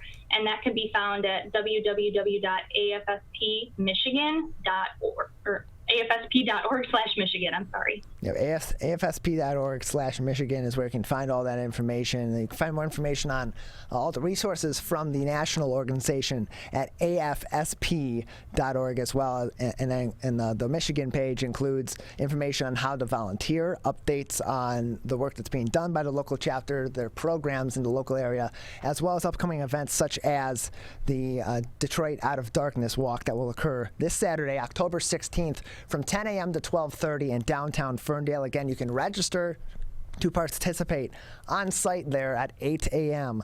on Saturday or by contacting Sarah and her team at metrodetroit@afsp.org. Again, that email is metrodetroit@afsp.org. Sarah, just another couple minutes with you before we'll say goodbye today. Is there anything else at this moment in time that would be important for people to know as they prepare for the Detroit Out of Darkness Walk on Saturday, or more about the work of the AFSP Michigan chapter and the national organization?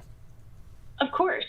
So with respect to the Metro Detroit Out of the Darkness Walk, so it is in downtown Ferndale, and it is going to be on 9 Mile between Woodward and Bermuda.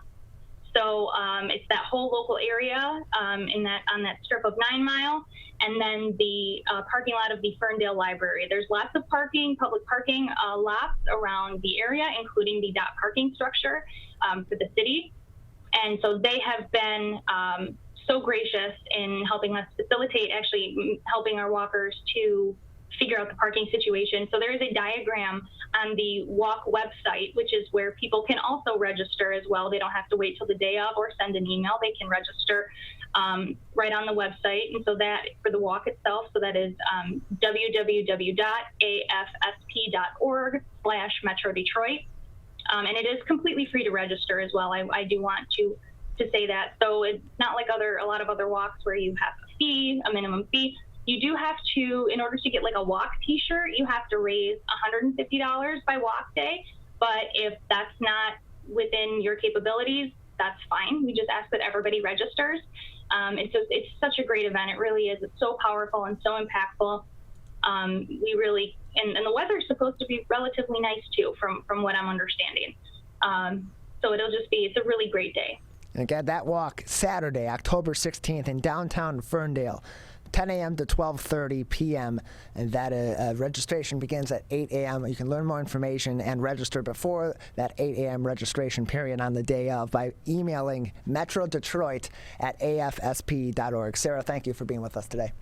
Thank you so much. Again, you can learn more information about the Michigan chapter by going to afsp.org/Michigan. And if you are in crisis, please contact the Suicide Prevention Lifeline by calling 1-800-273-8255. Again, that is 800-273-8255, or by texting 741-741. Again, the text line for the National Suicide Prevention Lifeline is 741-741. You should text TALK to that number as well.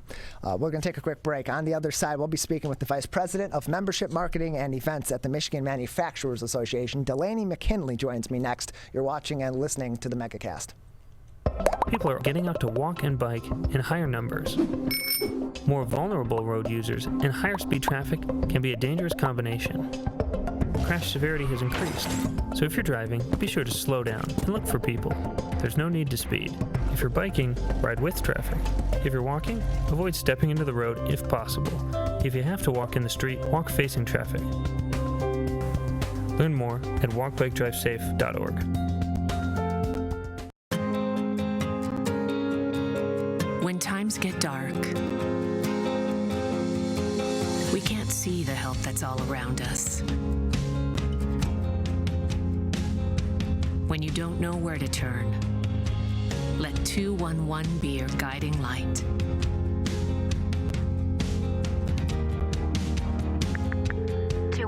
How can I help you?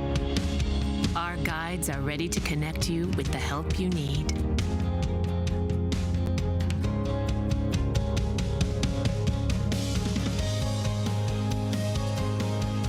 For help with food, healthcare, mental health, and other resources, call 211 or visit 211.org. 211. Get connected, get help.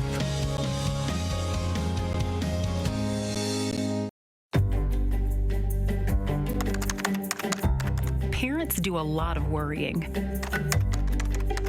Get your kids caught up on childhood vaccines to protect them from these 14 preventable diseases, and you'll have 14 fewer things to worry about. Vaccines are safe and effective and save lives. So let's get caught up on vaccines and worry about something else. Get the facts at ivaccinate.org. We may come from different organizations, but we work together to protect the Huron River for everyone. Most of the pollution that goes into our rivers is carried by rainwater that flows off of roads, parking lots, and rooftops. The leaves and bark of a single tree can retain a surprising amount of rainwater. Depending on its size and species, it could be 100 gallons or more. It is estimated that an urban forest can reduce annual runoff by up to 7%. Here's one thing that we know can help keep our water clean. Plant a tree. Plant a tree. Plant a tree. There's one water, and it's ours to protect.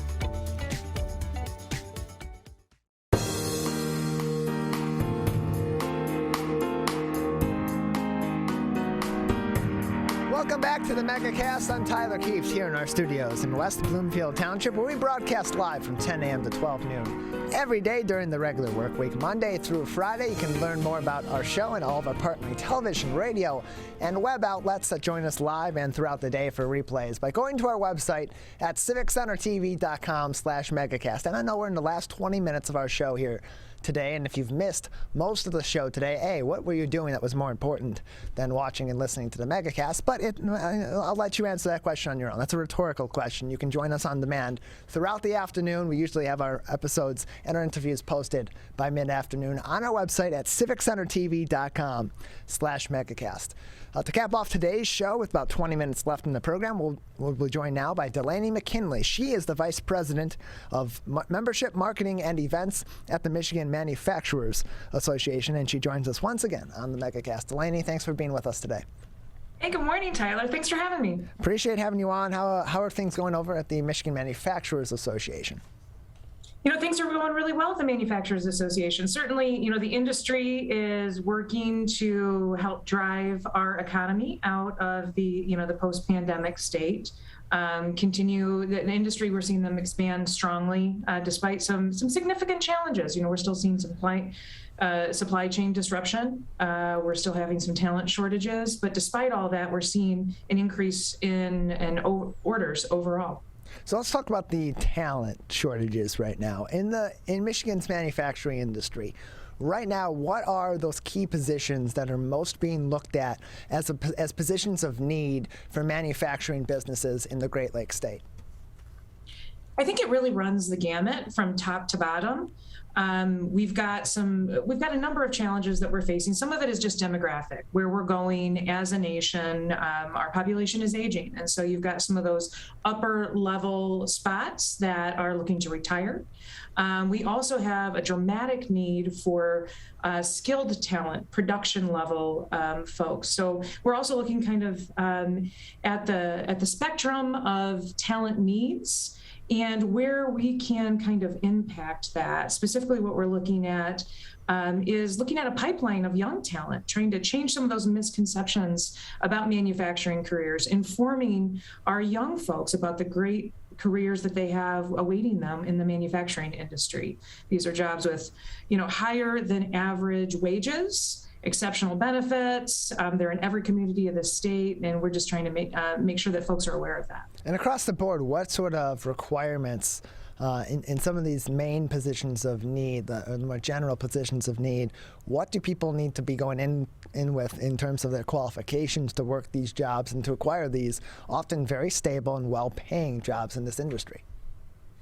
I would highly encourage folks to become familiar with some of the skills that are necessary for manufacturing by participating in things like career and technical education. If your kids, if you are a student, if they're interested in working with their hands, learning how things move, understanding how things operate together, get your hands-on experience in high school and in college through some of these, skilled trades programs. There's great programs throughout the state. Often you've got, 13th year programs where you can get your first year of college paid for through high school, get connected with some employers. A lot of them, I can tell you firsthand, a number of my members are paying for training and for education.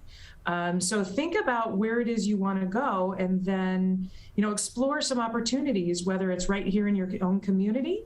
There are often opportunities in your school, in your ISD, at local community colleges, and certainly with local employers.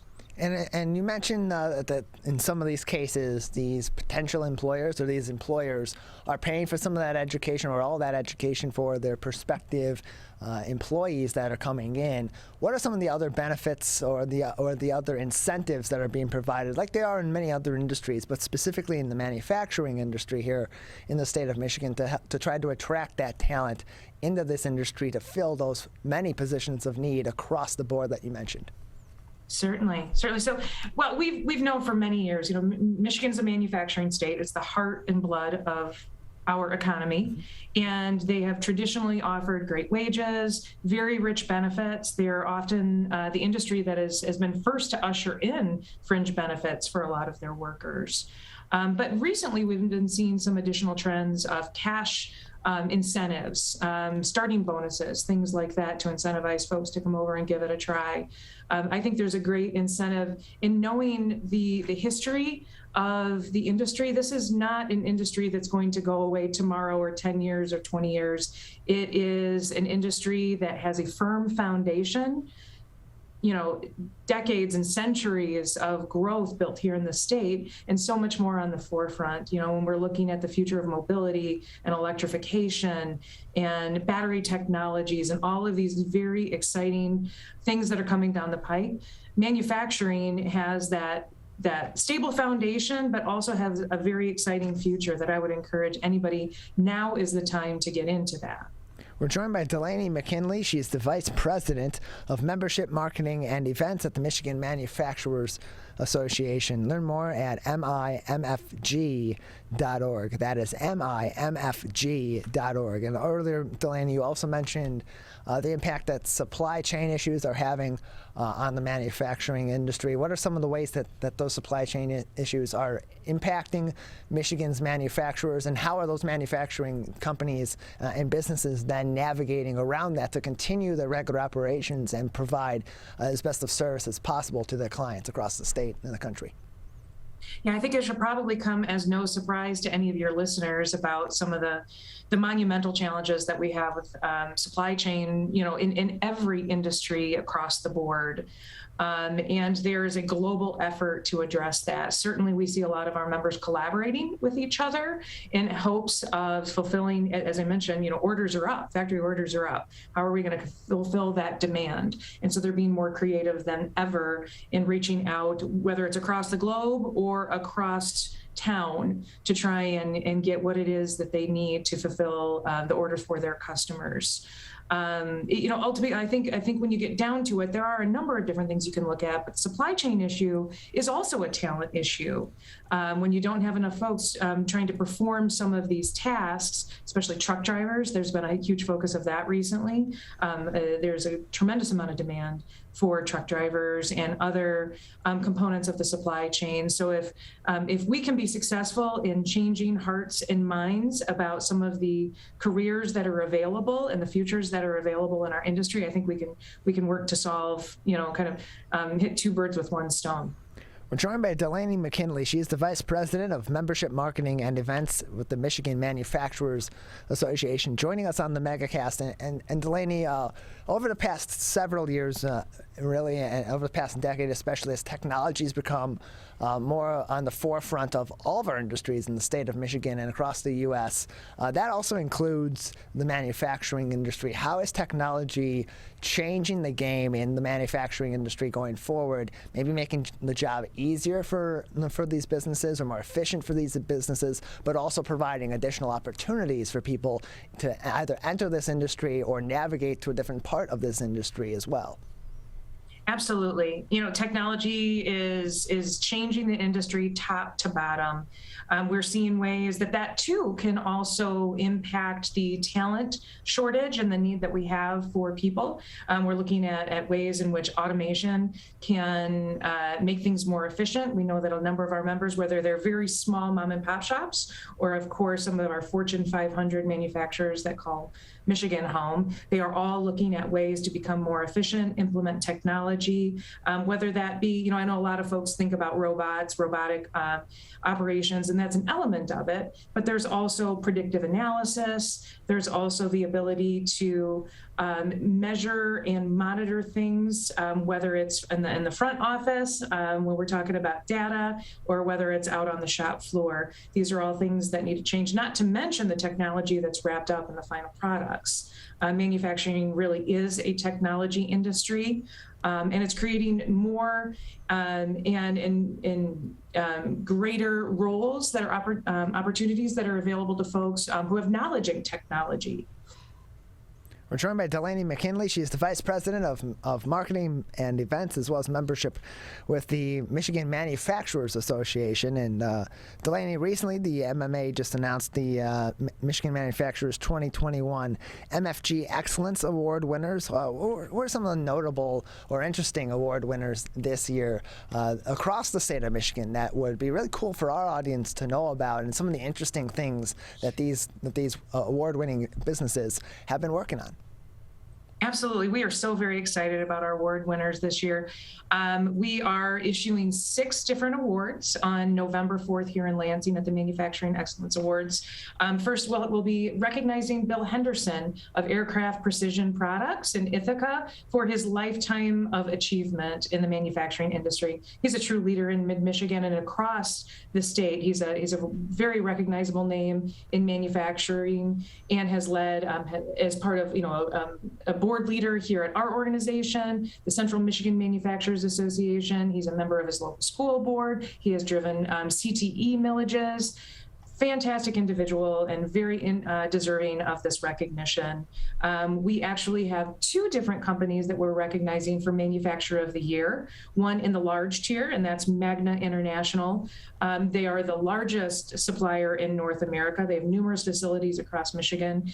Very philanthropic company that is outstandingly, they support their employees and the communities that they operate in. On the other end of that spectrum, for the small tier Manufacturer of the Year, we'll be recognizing Brent Hardman from Powell Fabrication and Manufacturing. They're in St. Louis, Michigan, also in the mid-Michigan area. They are in the chemical production and processing equipment business. One of the things that we found really, really interesting, that 80% of the world's bleach is run through Powell Fabrication's equipment. When you hear the stories of Michigan manufacturers through these award processes, you really realize how impactful how the thousands, the tens of thousands of manufacturing companies across the state of Michigan have on the way of life that we have here in America and across the globe. We're also recognizing Andrew Rush, who is founder, CEO, and chair of the Rush Group of companies, which includes Dakota Integrated Systems, Rush Trucking, and Rush Supply Chain Management. She will be recognized as the Manufacturing Woman of the Year.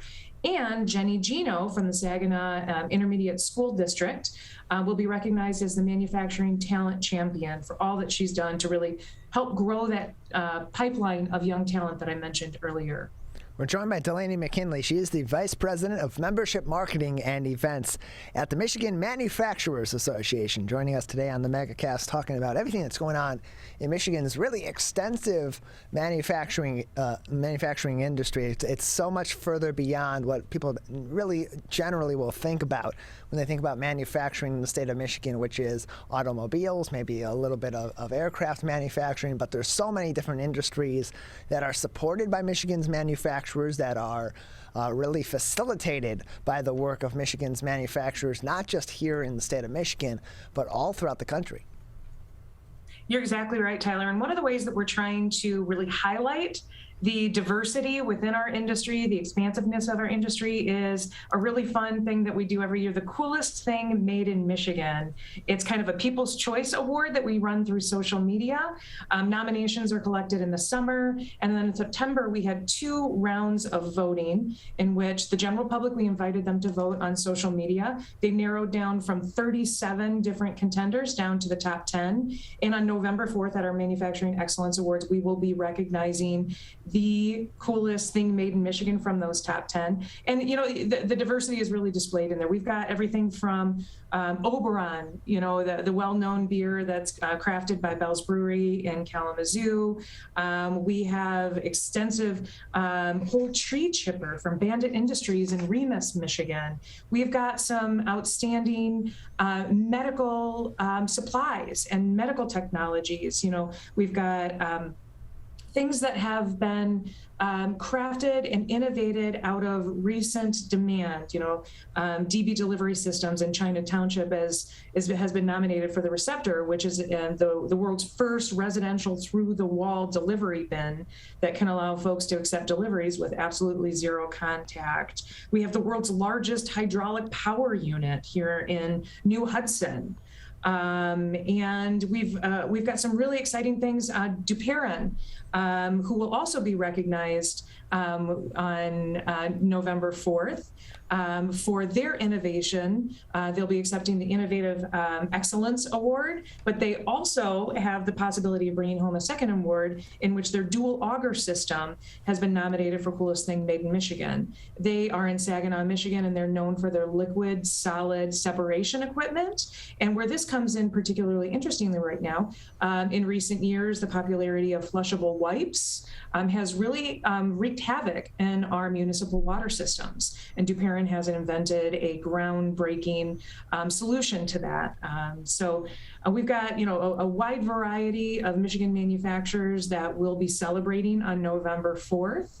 And really just appreciate the opportunity to recognize the achievements of the industry, try and overcome some of those misconceptions, and just celebrate the great things that are happening here in the Great Lakes State. And those awards, including the presentation of the Coolest Thing Made in Michigan People's Choice Award, will be announced on Thursday, November 4th, 2021, at the award event at the Radisson Hotel Lansing at the Capitol. To learn more information about the awards and learn more information about the Coolest Thing competition, as well, you can email Delaney McKinley at mckinley@mimfg.org. That is mckinley@mimfg.org. Delaney, just another minute with you before we'll say goodbye today. Anything else that we should be aware of or keeping an eye on in Michigan's manufacturing industry going forward? Well, one of the things that we did most recently that I think was a lot of fun, and we want to see a greater expansion of that, is National Manufacturing Day.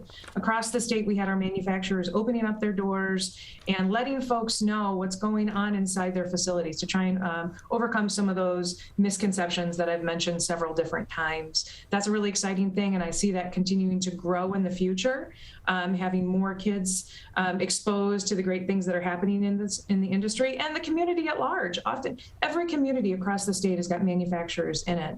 But if they are not, B2C, often people have no idea what's going on in those facilities. So we're encouraging our members to open their doors, let people know the impact of the amazing things that they do, and we can all really celebrate that and support that. So that's something I would definitely keep on your radar going into the future. Well, Delaney, we appreciate you telling us more about what's going on in our industry, in our Michigan's manufacturing industry, how it's continuing to deal with the COVID-19 pandemic, and all the opportunities that are available for people looking to switch careers or switch their career path in manufacturing here in the Great Lakes State. Thanks for joining us. Thanks, Tyler. Good to see you. Good to see you as well. Learn more information again at mimfg.org.